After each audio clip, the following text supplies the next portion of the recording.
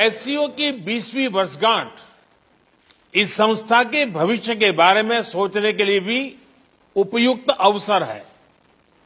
मेरा मानना है कि इस क्षेत्र में सबसे बड़ी चुनौतियां शांति, सुरक्षा और ट्रस्ट डेफिसिट से संबंधित है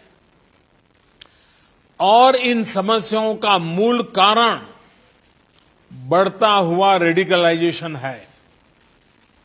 अफगानिस्तान में हाल के घटनाक्रम ने इस चुनौती को और स्पष्ट कर दिया है।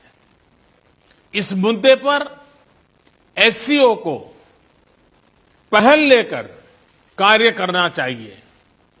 यदि हम इतिहास पर नजर डालें तो पाएंगे कि मध्य एशिया का क्षेत्र मॉडरेट और प्रोग्रेसिव कल्चर और वैल्यूज का एक प्रकार से गढ़ रहा है, किला रहा है। सूफीवाद जैसी परंपराएं यहां सदियों से पनपी और पूरे क्षेत्र और विश्व में फैली। इनकी छवि हम आज भी इस क्षेत्र की सांस्कृतिक विरासत में देख सकते हैं। मध्य एशिया की इस ऐतिहासिक धरोहर के आधार पर एससीओ को रेडिकलाइजेशन और एक्सट्रीमिज्म से लड़ने का एक साझा टेम्पलेट डेवलप करना चाहिए। भारत में और एससीओ के लगभग सभी देशों में इस्लाम से जुड़ी मॉडरेट, टॉलरेंट और इंक्लूसिव संस्थाएं और परंपराएं हैं। एससीओ को इनके बीच एक मजबूत नेटवर्क विकसित करने के लिए काम करना चाहिए।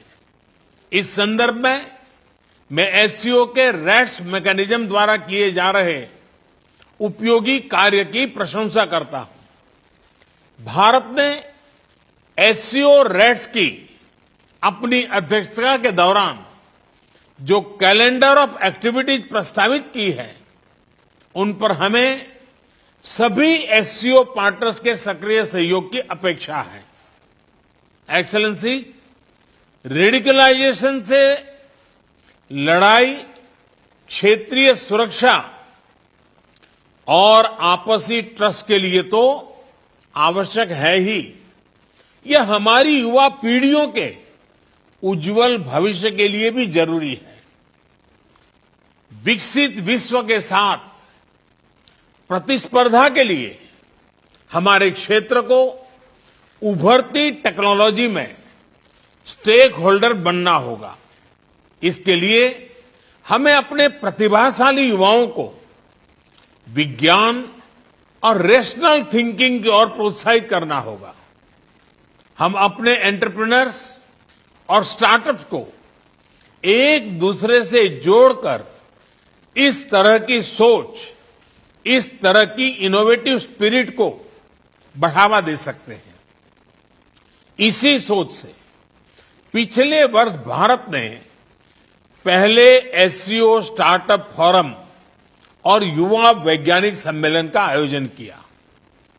पिछले वर्षों में भारत ने अपनी विकास यात्रा में टेक्नोलॉजी का सफल सहारा लिया है। चाहे फाइनेंशियल इंक्लूजन बढ़ाने के लिए यूपीआई और रुपे कार्ड जैसी टेक्नोलॉजीज हो, या कोविड से लड़ाई में हमारे आरोग्य सेतु और कोविन जैसे डिजिटल प्लेटफॉर्म्स, इन सभी को हमने स्वेच्छा से अन्य देशों के साथ भी साझा किया है। हमें एससीओ पार्टनर्स के साथ भी इन ओपन सोर्स टेक्नोलॉजी को शेयर करने में और इसके लिए कैपेसिटी बिल्डिंग आयोजित करने में खुशी होगी। एक्सेलेंसी, रेडिकलाइजेशन और असुरक्षा के कारण इस क्षेत्र का विशाल आर्थिक पोटेंशियल भी अनटैप रह गया है।